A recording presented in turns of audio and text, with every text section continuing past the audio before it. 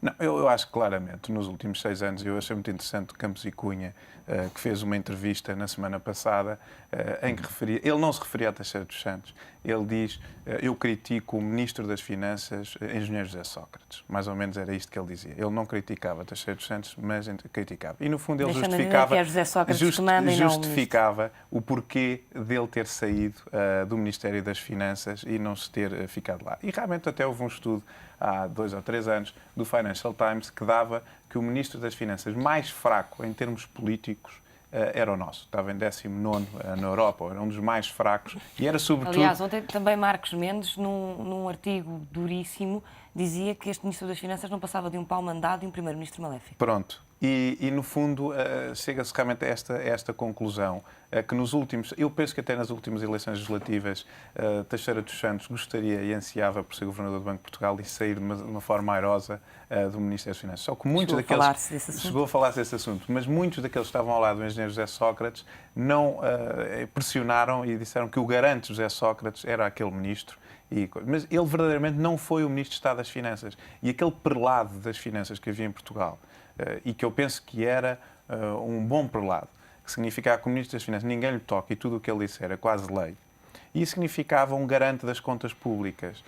O Ministro das Finanças, ou mesmo o Governador de Portugal, quando fazem fretes políticos, estão a prestar um péssimo trabalho ao país. E às instituições europeias e às instituições internacionais. Hoje, quem é que, com este histórico todo, com o histórico, enfim, do déficit de atingir quase os 10% em 2009, em que o ministro Teixeira dos Santos garantiu na Europa que estava a 3%, 5% no primeiro semestre e de repente foi 9%, quer dizer, ele próprio, entre todas as outras partes nas instituições europeias, ele perde a sua credibilidade. Ele perde a credibilidade. E hoje, mesmo o Ecofin que referiu, havia até algumas manchetes de manhã que diziam que Ecofin puxa as orelhas a Teixeira dos Santos. Pergunto-lhe, António Gaspar, se estas medidas de austeridade que os portugueses estiveram sujeitos ao longo deste tempo, se agora se corre o risco de elas apenas servirem para financiar o país, para as necessidades de financiamento imediatas do país. Olha, eu vou mais longe. Eu ontem estive fora de Lisboa e estive, digamos, em contato com aquilo que é o povo, não é? E várias pessoas me perguntavam em que é que eu vou votar? Quer dizer, eu tenho tantas dúvidas que eu já não sei em quem é que eu vou votar. Ou seja, a situação portuguesa não é de agora. Quer dizer, nós, nos últimos 15 anos, tivemos uma classe política que não teve a qualidade que se exigia para Portugal. E cometeram-se um conjunto de erros, não é de agora, como digo, é dos últimos 15 anos, cometeram-se, de facto, um conjunto de erros que as pessoas não percebem. Portanto, quem, no final de contas, a grande massa votante, a grande massa, digamos, dos portugueses que vivem desfavorecidos, o grande povo, onde este exemplo que eu dei de ontem da parte da tarde, vem de facto legendar aquilo que me estava a perguntar, ou seja, as pessoas fazem sacrifícios, não percebem para que é que fizeram os sacrifícios são pedidos de forma contínua, cada vez mais sacrifícios, cada vez a forma do sacrifício é mais exigente, e as pessoas de facto não sabem para onde é que vão. Isso tem tudo a ver, de facto, com a falta de qualidade na classe política que nós tivemos e com os erros políticos que depois se transformaram naturalmente em erros económicos e em erros financeiros. Quer dizer, não se compreende, eu não compreendo como é que em 6 anos a dívida pública duplica. Passa de 77 mil milhões de euros para quase 140 mil milhões de euros. Quer dizer, onde é que esse dinheiro foi? Quer dizer, onde é que esse dinheiro está? Quer dizer, as pessoas que não percebem. São pedidos sacrifícios que as pessoas não percebem qual o alcance desses sacrifícios. O que é que se corre o risco? Corre-se o risco agora, porque, repara, a solução for encontrada, seja qual for, seja no âmbito endógeno ou no âmbito exógeno, e aqui exógeno, Fundo Europeu de Estabilização Financeira ou Fundo Monetário Internacional, ou os dois, a solução vai ser sempre uma solução muito dolorosa. Não tínhamos dúvidas, quer dizer, a solução... Porquê? Porque Portugal chegou a uma situação de tal maneira débil que os remédios agora são mais, digamos, as partes que fazem mal do que as que fazem bem. Quando tomamos um medicamento, há sempre, digamos, partes que devemos de olhar porque poderão ter um efeito secundário que não é agressivo e que não é o desejado. Eu acho que aqui vai ser exatamente assim. Portanto, nós vamos ter mais efeitos secundários indesejáveis do que aqueles que são os desejáveis. E depois... o principal problema é que as pessoas não percebem e caem no descrédito relativamente à classe política. quando me perguntam, de facto, eu vejo o tipo de pessoas que são pessoas mediamente esclarecidas digamos, ou pouco esclarecidas e já não sabem em que partido é que vão votar. Perguntam-me, mas e fulano é credível, e fulano não é credível, não vamos ser enganados outra vez. É este o discurso, não é, que se ouve. Portanto, quando frequentamos, digamos, a sociedade portuguesa, no seu todo, não as elites, mas as bases da sociedade portuguesa, a questão que se põe é esta. Portanto, corremos de facto esse risco das próximas medidas que virem a ser tomadas, que vão ser, eu volto a sublinhar, vão ser sempre dolorosas, podem ser mais ou menos, aí depende um bocado se calhar da argúcia, da negociação, de quem estiver digamos, à frente, exatamente no poder, quem estiver à frente da execução dessas medidas, mas vão ser sempre muito dolorosas. E o que é certo é que os portugueses nunca irão perceber porque é que de uma forma contínua, há tantos anos, têm vindo de ser chamados mais sacrifício e mais sacrifícios, e sobretudo os jovens, não é? Os jovens que não veem o futuro, digamos, em Portugal. Eu sou professor universitário e tenho, todos os dias eu falo com os jovens e eles todos os dias me questionam se a vida deles passará por Portugal.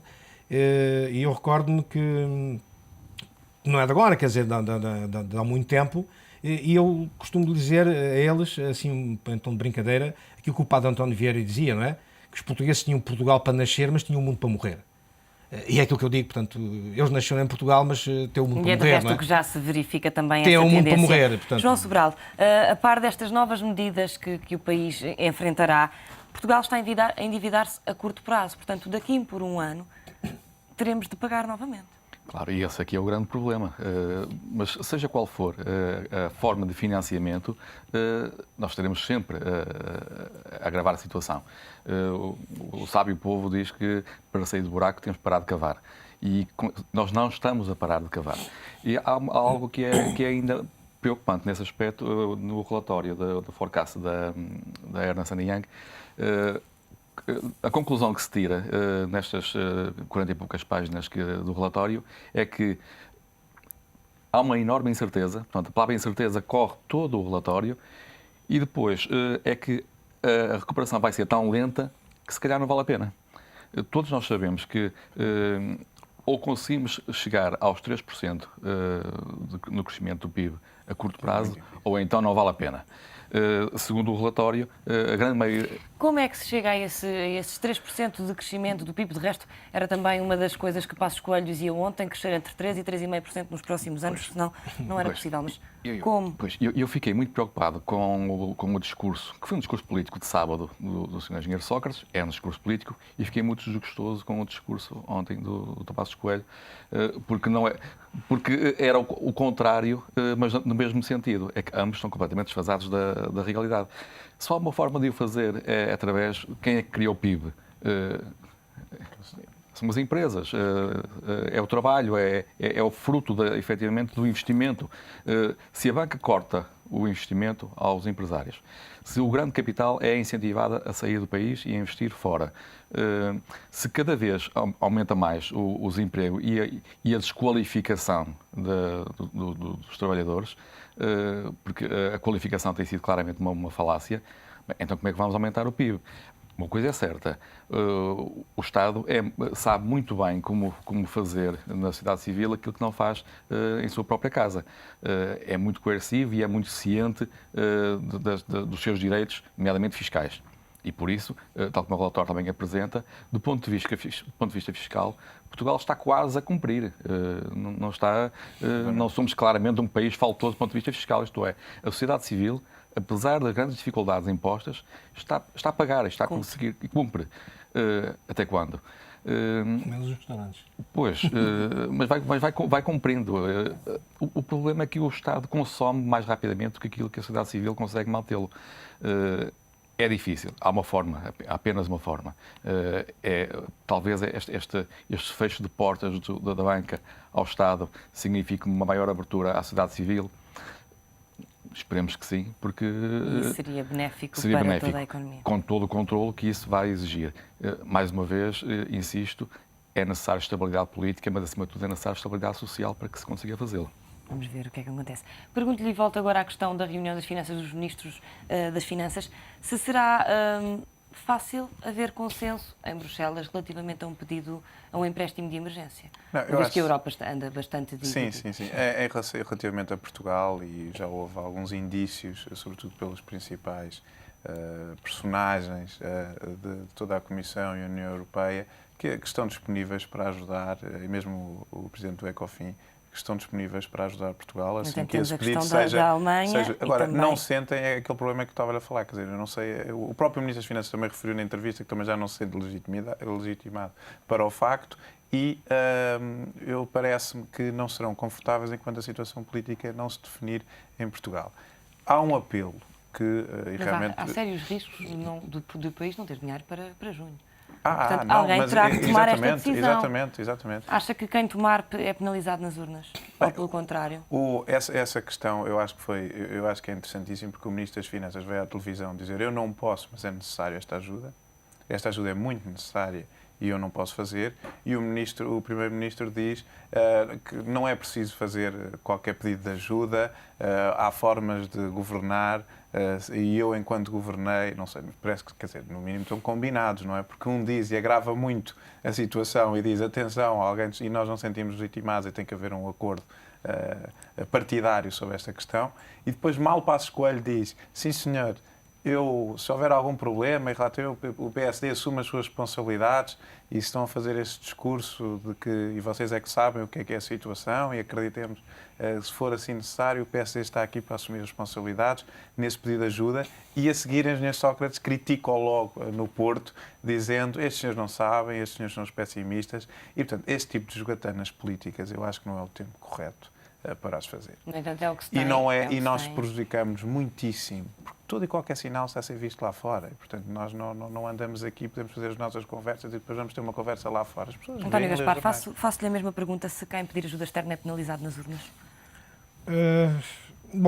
Provavelmente sim, quer dizer, provavelmente sim, porque o que se tem visto ultimamente é Mas chutar a bola de um campo para o não outro. haverá a percepção das pessoas de que este é o único caminho possível? De algumas pessoas sim, não direi de todas, mas de algumas pessoas sim. Mas para evitar esse tipo de situações, porque neste momento assiste-se ao chutar da bola de um campo para o outro, porque ninguém quer tomar o odioso dessa situação, por isso é que eu digo que, de facto, uma iniciativa do Sr. Presidente da República que reunisse os dois maiores partidos portugueses e que os obrigasse, não ao ter, mas quer dizer, que chegasse a um acordo de princípio sobre as medidas a apresentar, elas já seriam calcionadas não por um partido, não por um líder, mas por os dois partidos. E aí, digamos, essa dúvida toda esbatia-se e, de facto, as pessoas não iriam culpar depois traduzir-se nas urnas em termos dos votos, de que foi o odioso foi para cima do primeiro-ministro missionário ou foi para cima, digamos, do líder do maior partido da oposição. Portanto, essa situação penso que salvaguardaria variedíssimas coisas. Salvaguardaria, de facto, o interesse dos próprios partidos em termos de retirar o odioso do pedido de ajuda de um ou do outro, e salvaguardaria o interesse nacional, porque nós temos que ver não o interesse partidário, nem o interesse pessoal de cada um dos líderes partidários. Nós temos que, e depois também, digamos, de toda a legião que anda atrás, da vida partidária. Temos é que salvaguardar o interesse nacional. E é o interesse nacional, em nome do interesse nacional, que o Sr. Presidente da República, a meu ver, tem que vir a terreiro, tem que vir concertar, digamos, esses dois partidos e tem que concertar medidas para que, de uma forma definitiva, exatamente. É um entendimento. João Sobral, uma última questão e muito rapidamente. Há pouco falava nas tensões sociais.